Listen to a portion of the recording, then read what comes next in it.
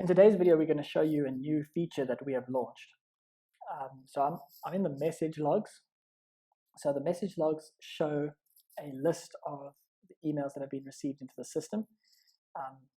And it's in chronological order. So they're not grouped into their conversations. It's just each email as they come into different people's mailboxes, you see a log of those emails in chronological order.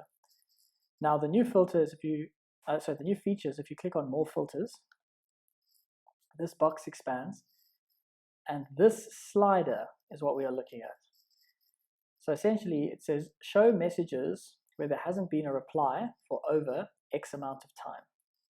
So what we can do is we can shift that up and say, okay, well, show me messages where more than 24 hours have passed from the current time where there hasn't been a reply. Okay, so you can see all of these are from people external to the business, unless it's an internal email. And you can see now where people need to reply. Now, if we go and do this for a particular person, let's say, for example, Chady, you'll see just a list of Chady's emails that she needs to reply to. Okay?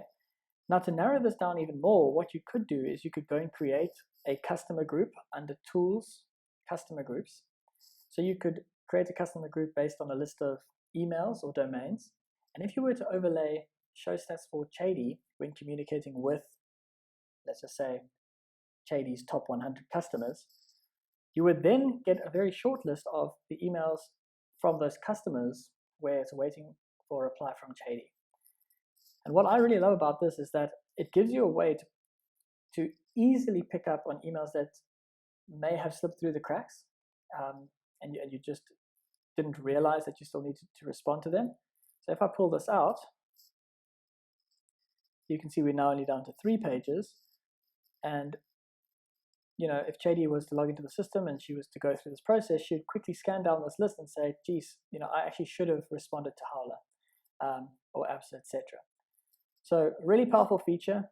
You can also set up scheduled reports to send this information to you under Tools, Scheduled Reports. If you're using G Suite, you can also use labels to filter over the data. So what we do internally is we've got a label that labels our customers. So we'll run a report for ourselves with the label customer and then check for any emails that we haven't responded to after X amount of time. And then we'll know that that's the list that we need to make sure that we get on top of.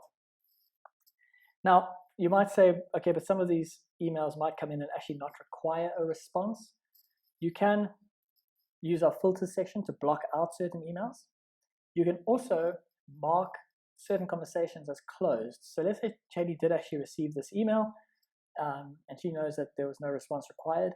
She could use our closed conversations functionality to close that conversation by forwarding the email to closed@theircompany.com. So they would set up a closed mailbox, or they can close it off under conversation logs. We are going to introduce the ability to also close them off from this screen. So that's it. We hope you enjoy. This is the first of many of these types of feature releases where it's really about giving you the ability to make the data really useful and really actionable for your day-to-day operations. Thank you for your time.